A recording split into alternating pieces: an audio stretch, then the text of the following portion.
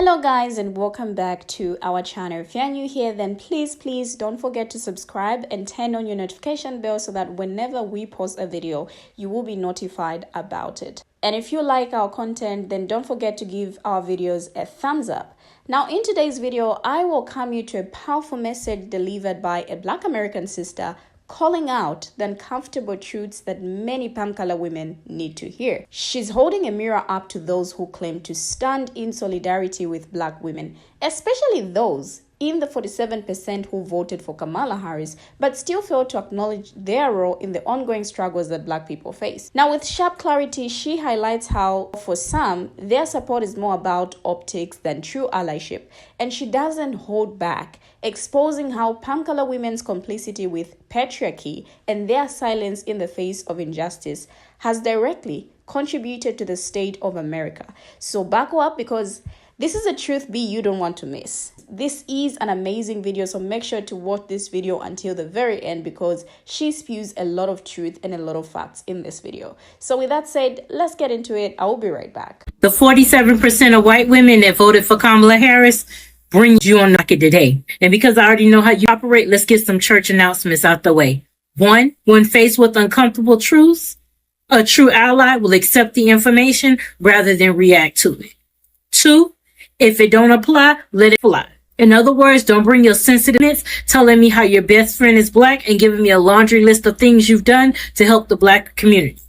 This is me preemptively telling you I don't give a third. As far as my content is concerned, the feelings of white people, particularly white women, would never be centered nor considered. So if you're white and you follow me and what I'm about to say offends you, there's no need to announce your disappointment nor your departure. You can simply get out. Now let's get down to business. 47% are particularly the ones that go above and beyond to tell Black people, but Black women in particular, that you're a part of the 47%. It's not that you do it because of your love, support, and solidarity of Black women. It's about your image, because you need to be on record as being part of the 47%. So you're not perceived to be a part of the 53% because that's MAGA. Because for whatever reason, you seem to think that you're better white women than they are. And newsflash, you aren't. Now, while you may not subscribe to and or believe in their beliefs and ideologies, as white women on a daily basis, you still benefit and profit from said beliefs and ideologies nonetheless. Another thing is that it's not lost on me, and it's definitely not lost on white women. No generation of white people, especially white women, have ended. The only thing to do to end this country is to dismantle it and relinquish your white privilege. 2 things that are a bridge too far for you, especially the last, which is why you'll change the name of a school, you'll change the name of a sports team, you'll take down statues, you'll volunteer in the very neighborhoods that you're gentrifying and pushing my people out of just to assuage your white guilt. You will do everything but give up that white privilege. White people are inherently mediocre. You have to work not to be. And that's a topic for another time, but trust and believe I will be circling them. And it is because of your white mediocrity, which is why you require so much of Black women that you'll never require of yourself, because you can't deliver. White women are the only people on the face of the earth that will betray you and then demand that you make them feel better about doing it. You don't have to tell me I'm wrong, because I already know I'm right, because you do it all the time. And it's because of your white mediocrity that you don't mind being supported by Black women. You want to be supported and defended by Black women, but you don't want to be led by Black women. Because in order for you to be led by Black women, you have to, 1, acknowledge your shortcomings, and 2, forego being the center of attention. And considering the fact that you are born with main character syndrome and habitual kid. But what really bothers me is you white that are all about, where's Kamala? I mean, we need her. She should be working. So you want a Black woman to do a job that you didn't elect her for. Because see, what you want is you want your individual vote counted, but you don't want the collective one to be counted. And it's the collective vote that makes the decision.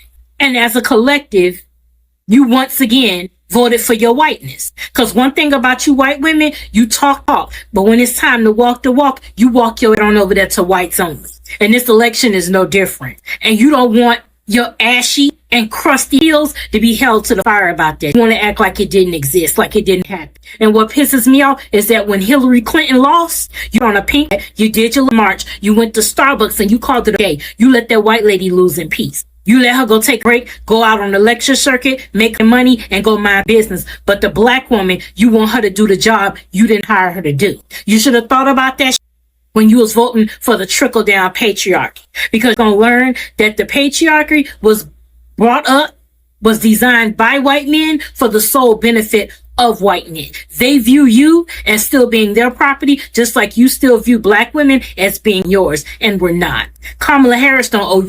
Black women don't owe you, but you owe us everything.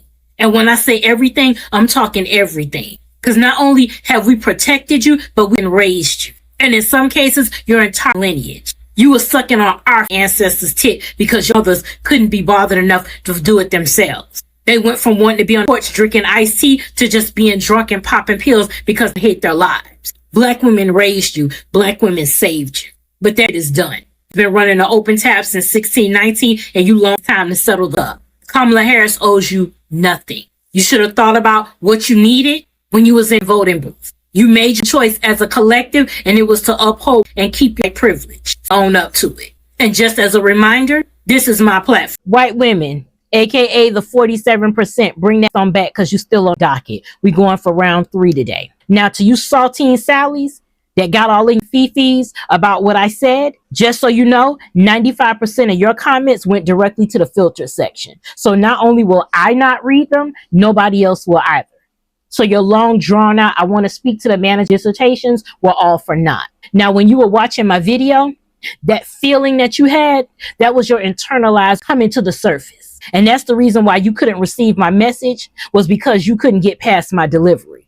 Because you can't fathom the fact that I, a black woman in 25, would talk to white women that way. Not only did I talk to these that way, but I did it live and in living color, just like I'm doing it right now. I simultaneously put both notice and display in front of the entire world, and you pissed about it, as I knew you would be, because not only mediocre, predictable, as always. Now, just so you get a better understanding of what type of time I'm on November 6th, I didn't have to put my cape in the closet because I never owned one to begin with. I came out the womb pissing white women off. I'm not new to this. I'm true to it. And until the day I would drink white women tears like tequila shots in this spring break in Mexico. I'm talking unlimited and all-inclusive. For all the liberalism and feminism you like to brag about being a part of, you still carry the mentality that black women must always stay in their proverbial place. And that's to always be in and of service to you. And while you may be Miss Miller, not Sophia. The conversations about race and oppression, specifically conversations that are being led by black people, I need you to resist the envelopian urge to go to your default position, which is passive aggressive gaslighting. And I'll give you an example. This is so hateful. You're being so, I don't have to justify my vote. I'm a white woman. I don't see color. I voted for Kamala Harris. I'm a white woman, and I'm entitled to sit on my non-existent and not do anything at all. And I will not be generalized nor chastised because of it. This is exactly why we can't get things done in this country. We can't move on. This is not the time for divisiveness. This is the time for unity. With all due disrespect, you shot out of. You always want to be unified after the fact. The day of unity was November 5th, 2024. Black women showed up and showed out as we always do. And white women, you oversold and underdelivered as you always do. That white mediocrity has never beaten them allegations. We did what needed to be done. The only person qualified to talk to me about unity is Latifah. The only time you seek support from black women is when you don't get your way with white men. And so those that are actually interested in doing the work, I need you to understand that no matter how genuine your questions may be, the onus of explaining oppression is never on the oppressed. We didn't create the system, and it's not our place to dismantle it. It's yours. Now, if you're really about that life and you really want to make some changes, I need to start seeing more white on white crime on my timeline. If a musty MAGA say some Bobby Boucher, immediately post haste. If you're chilling at a bar and a big Duck Dynasty look says word, whether it be the A or the hard ER, you better Rocky Balboa that Russian. It's time to mess whooping great again. In the words of the late great Nate Dogg, it's really quite easy to get. All you gotta do is step on up. Start knocking your fellow whites. The white women.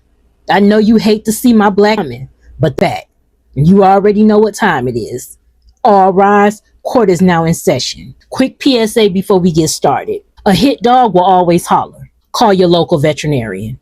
Now let's get to open arguments. Everything that's going on in this country right now, especially with regard to this current administration, is the direct result of white women's laziness, cowardice, and incompetence. Or as the French would call you, les incompetents. Bonus points if you get that reference. As white women, you have a direct connect to white men, which means that you have been and you still are in the very rooms where conversations are had, plans are hatched, and decisions are made, and yet you do nothing. As far as the trickle-down patriarchy is concerned, your only perk is your white privilege, and you are so desperate to hang on to it that you stay silent. And instead, you choose to ride the coattails of the very white men that's taking away your and are actively working to take away your freedom. And yet and still, you manage to possess, to walk around like you married.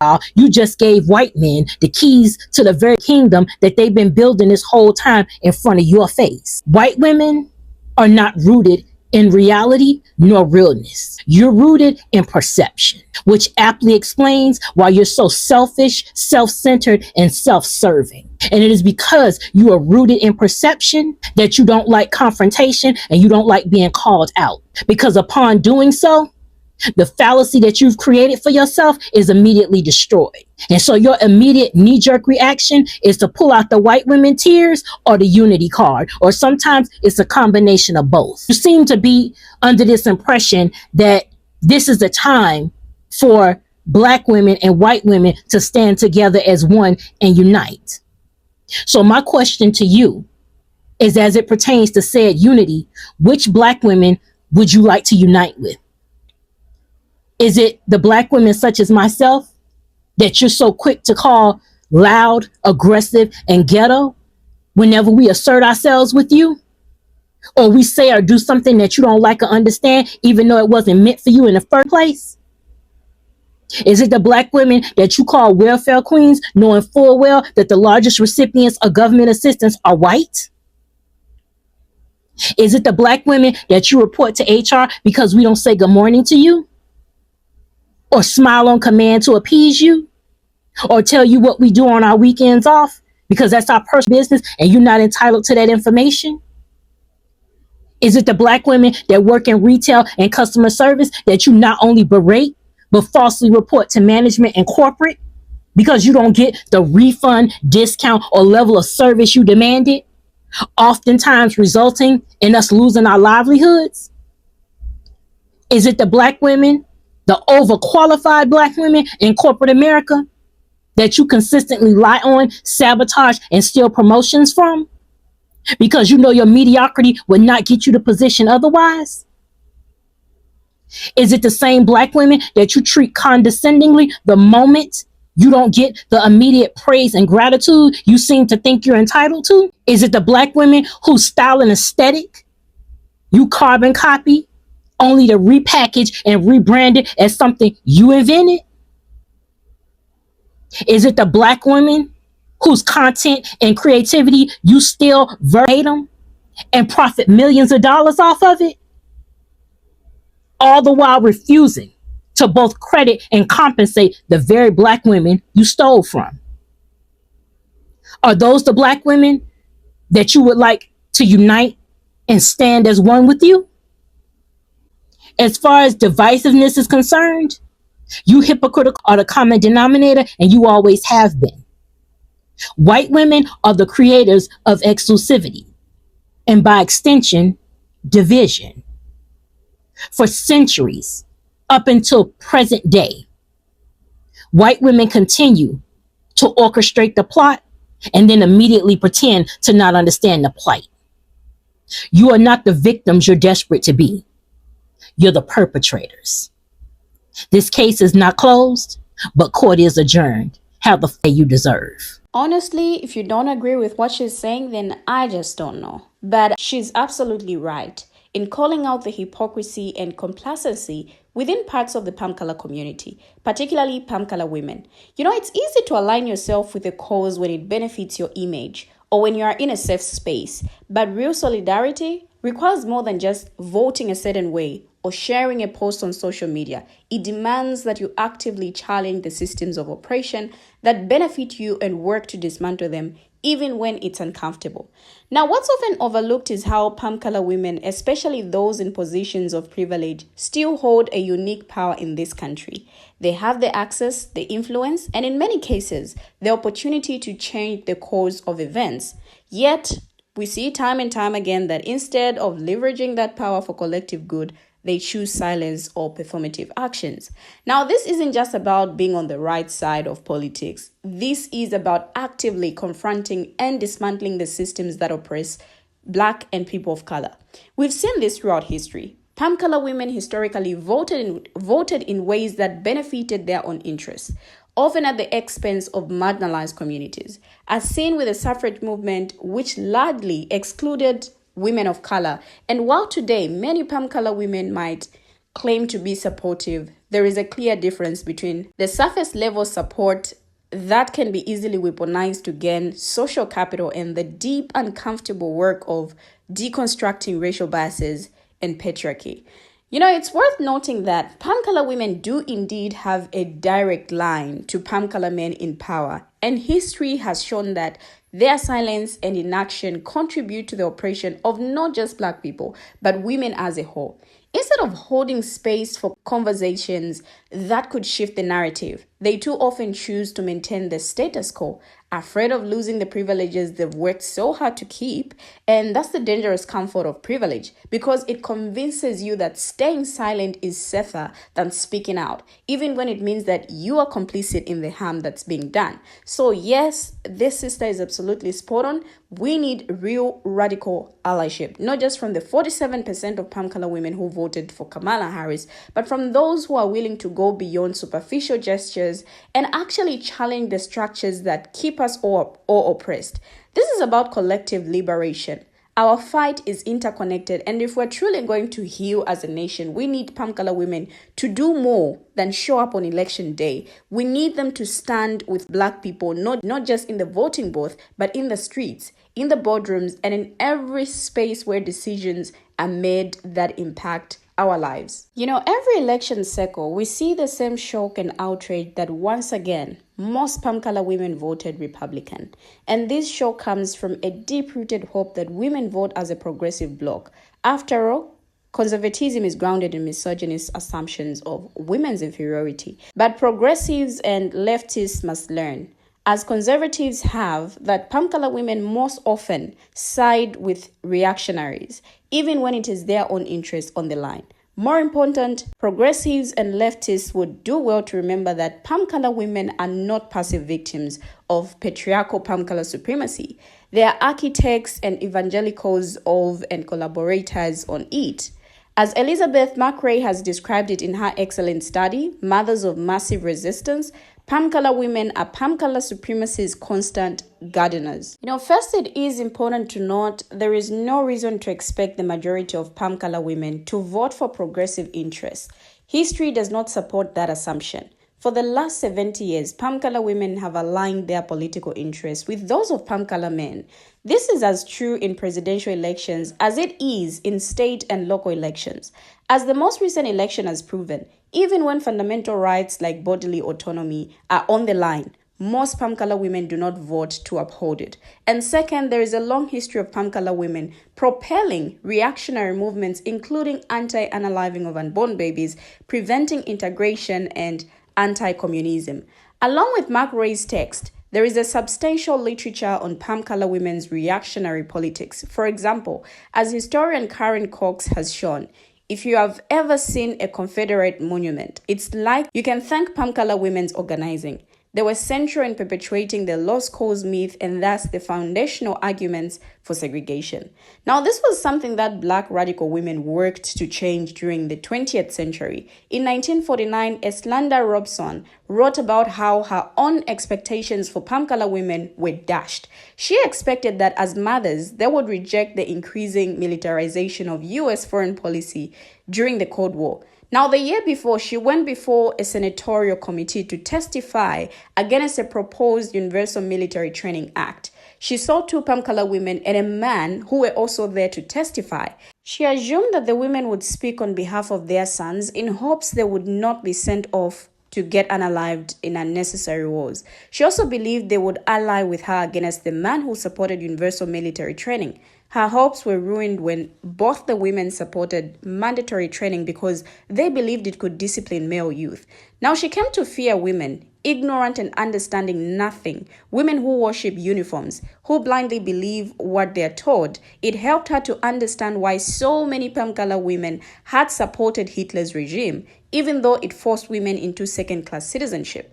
Now, this remains relevant for us as misinformation led Palm-colored women to again vote against their economic interests and bodily autonomy.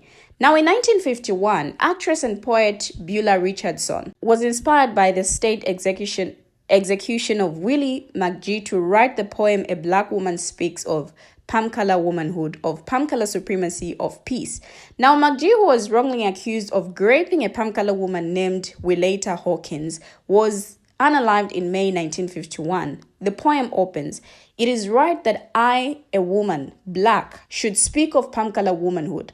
My fathers, my brothers, my husbands, my sons get unalived for it because of it, and their blood chilled in electric chairs, stopped by Eichmann's noose, cooked by unaliving mob's fire, spilled by Palm-colored supremacist mad desire to unalive for profit. Gives me that right." Now, Richardson wrote that Palm-colored womanhood stands in blooded skirt and willing slavery. She described how Palm-colored women were active participants in the Palm-colored supremacist state. They falsely accused black men of rape. They were slave owners who were as cruel as Palm-colored men, and they perpetuated patriarchal power to secure their own modicum of comfort.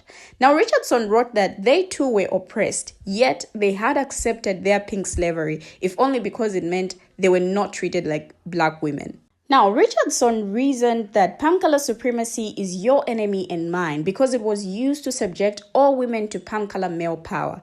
It convinced Palm-colored women that they were superior to black women, all while stripping them of their rights and power. Now, this poem was one of the inspirations for the Sojourners for Truth and Justice, an organization of radical black women, including Robson, who organized against militarism, anti-racist violence, and for equality. Richardson, Robson, and other women in the Sojourners continued to hope that Palm-colored women would ally with them, but they also understood Palm-colored women benefited under anti-racist regimes, even while it compromised their own liberation. Now, we can go on and on and on, and I think a lot has been said by a sister, but I just want to hear your thoughts as well on this. What do you have to say? Share your thoughts, your contributions in the comment section. Thank you for always watching, and see you in our next video as we bring you another video.